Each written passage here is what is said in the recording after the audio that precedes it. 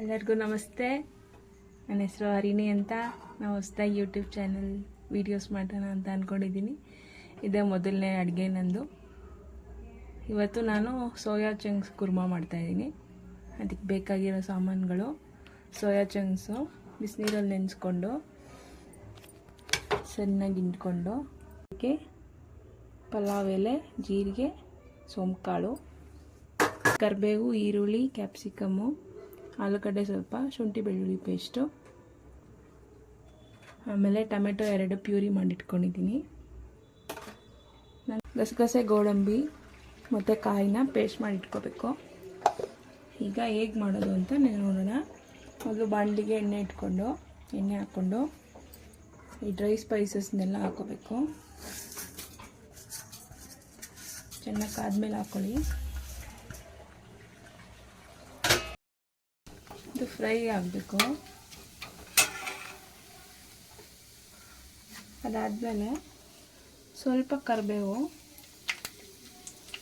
2 ಮೆಣಸಿನ್ಕಾಯಿ ಹಾಕ್ಕೊಳ್ಳಿ.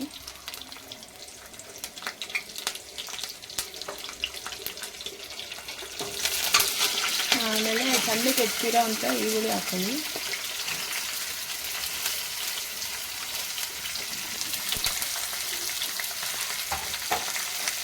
ಸ್ವಲ್ಪ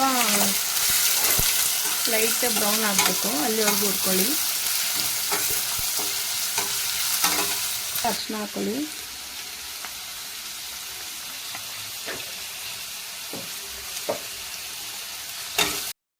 ಈಗ ಈರುಳ್ಳಿ ಸ್ವಲ್ಪ ಟ್ರಾನ್ಸ್ಪರೆಂಟ್ ಆಗಿದೆ, ಅದಕ್ಕೆ ಸ್ವಲ್ಪ ಶುಂಠಿ ಬೆಳ್ಳುಳ್ಳಿ ಪೇಸ್ಟ್ ಹಾಕೋಣ. ಕ್ಯಾಪ್ಸಿಕಮ್ಮು ಮತ್ತು ಆಲೂಗಡ್ಡೆ ಸ್ವಲ್ಪ ಫ್ರೈ ಮಾಡ್ಕೊಳ್ಳೋಣ ಎಣ್ಣೆಲಿ. ಈಗ ಟೊಮೆಟೊ ಪ್ಯೂರಿ ಹಾಕೊಳ್ಳೋಣ.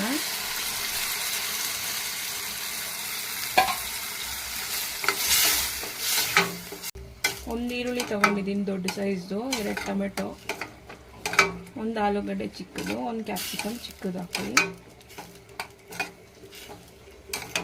ಬೇಕಾದರೆ ನೀವು ಬಟಾಣಿ ಕೂಡ ಸೇರಿಸ್ಕೋಬೋದು ಇದರಲ್ಲಿ.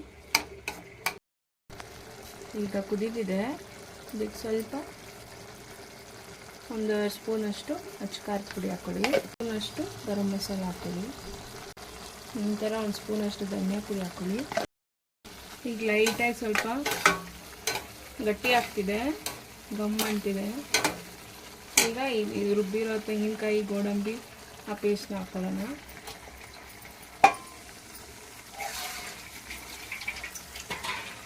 ಇದು ಸ್ವಲ್ಪ ಹಸಿ ವಾಸನೆ ಹೋಗೋವರೆಗೂ ಸ್ವಲ್ಪ ಕುದಿಸ್ಕೊಳ್ಳಿ. ಇದಕ್ಕೊಂದು ಲೋಟ ಅಷ್ಟು ನೀರು ಹಾಕೊಳ್ಳೋಣ.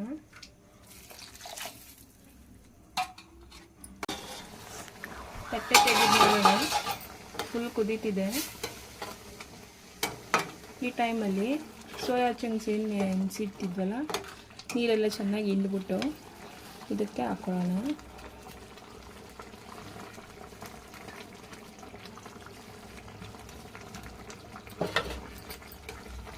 ಈಗ ಚೆನ್ನಾಗಿ ಮಿಕ್ಸ್ ಮಾಡೋಣ.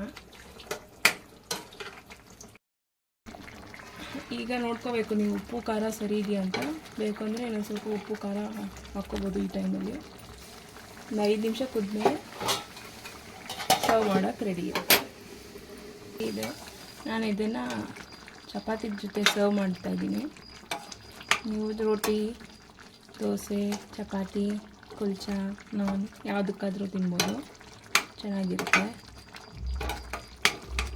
ಈಗ ಲಾಸ್ಟಲ್ಲಿ ಸ್ವಲ್ಪ ಕೊತ್ತಂಬರಿ ಸೊಪ್ಪು ಉದುರಿಸ್ಬಿಡೋಣ.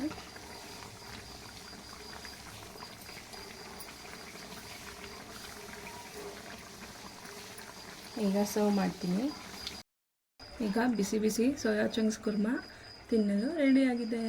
ಹೇಗಿದೆ ಹೇಳಿ, ಲೈಕ್ ಮಾಡಿ, ಪ್ರೋತ್ಸಾಹಿಸಿ. ಧನ್ಯವಾದಗಳು.